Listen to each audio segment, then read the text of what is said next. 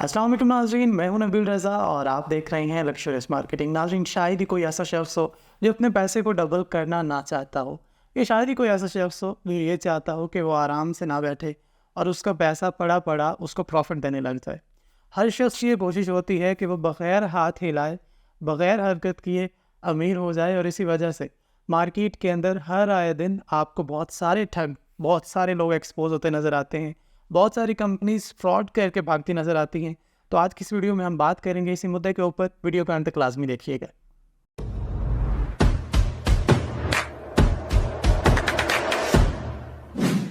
नाज़रीन, फितरी तौर पे इंसान सहल पसंद है, और ऐसा सिर्फ पाकिस्तान में नहीं है कि हर शख्स हाथ पे हाथ रख के या टांग पे टांग रख के बैठे रहना चाहता है और चाहता है कि कोई दूसरा आए जो उसके लिए एफर्ट करे और उसके पैसे को डबल कर दे। बहुत सारे लोगों के पास भारी सरमायाकारी मौजूद होती है, लेकिन बहुत सारी वजूहात की बिना पे वो अपने मामलात को पब्लिक नहीं करते और किसी दूसरे शख्स के ऊपर रिलाई कर रहे होते हैं।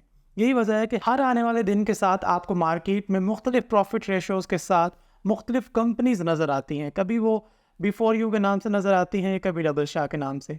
इस वक्त भी रियल एस्टेट सेक्टर के अंदर भी बहुत सारी ऐसी कंपनीज मौजूद हैं कि जो आपको मंथली रिटर्न, मंथली इंटरेस्ट या फिर मंथली रेंटल के नाम पे बहुत सारी चीज़ें ऑफ़र कर रही होती हैं।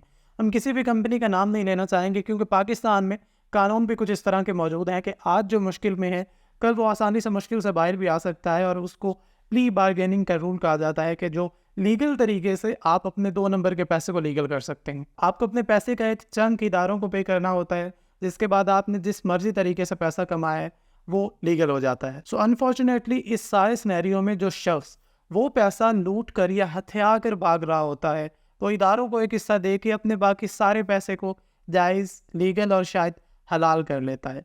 लेकिन इन्वेस्टर्स उसी तरीके से फंसे रह जाते हैं, और इन्वेस्टर्स जब ऐसे MOU साइन कर रहे होते हैं तो उनको चाहिए कि किसी लॉयर से ज़रूर मशवरा कर लें।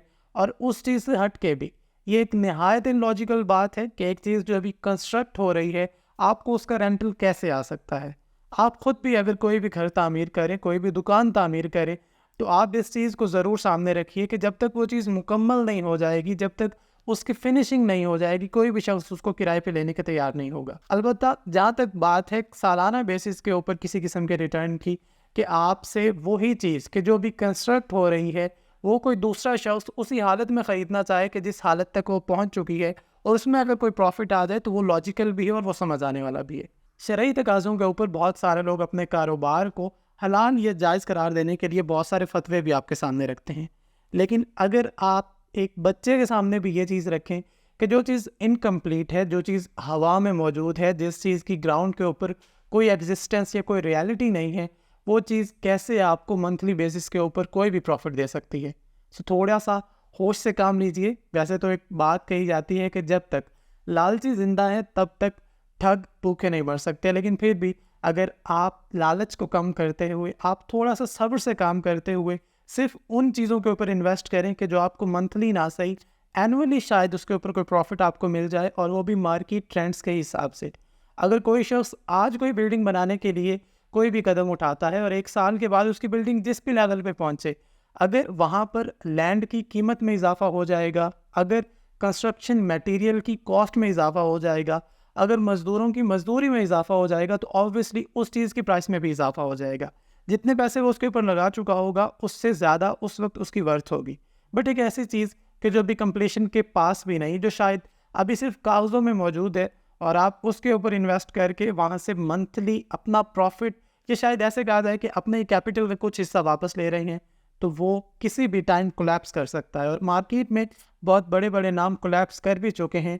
मैं अगेन कहूँगा कि नाम लेने से हम सिर्फ इसलिए गुरेज कर रहे हैं कि वो सारे नाम जो आज के दिन नरगे में है, जो आज के दिन जिनके मालकान पुलिस की हिरासत में है या कानूनी चारागोही का सामना कर रहे हैं, कल को वो फिर आपके सामने होंगे, फिर उनके प्लान्स आपके सामने होंगे। लेकिन अगर आप एक दफ़ा दचका खा चुके हैं, अगर आप एक दफ़ा धोखा खा चुके हैं, तो आपको चाहिए कि आप अगली दफ़ा ख़ुद भी मोहतात रहें और अपने जानने वालों को भी मोहतात रखिए।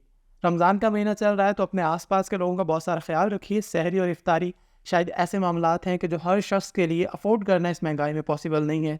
ठगों के ऊपर पैसा ज़ाया करने की बजाय अपने इर्द गिर्द के लोगों के ऊपर थोड़ा सा खर्च कीजिए, ताकि आप नेकियां भी कमा सकें और उनकी दुआएं भी। अपना और अपने इर्द गिर्द के लोगों का बहुत सारा ख्याल रखिए। इंशाल्लाह आइंदा दिनों में हम आपके सामने बहुत सारी ऐसे प्रोडक्ट्स रखने जा रहे हैं, کچھ ٹیزرز آپ کے سامنے ہم نے اپلوڈ کی ہیں, کچھ پوسٹس آپ کو لگتی نظر آئیں گی, اور ہم گراؤنڈ کے اوپر کام بھی کر رہے ہیں کہ بہت جلد آپ کے سامنے ایسے پروڈکٹس رکھی جائیں جو آپ کو منتھلی نہیں لیکن سالانہ حساب سے ضرور پروفٹ دے. اپنا اور اپنے ارد گرد کے لوگوں کا بہت سارا خیال رکھیے. ہمارے تمام سوشل میڈیا پلیٹ فارمس کے اوپر ہمارے ساتھ جڑے رہیے. شکریہ. اللہ حافظ.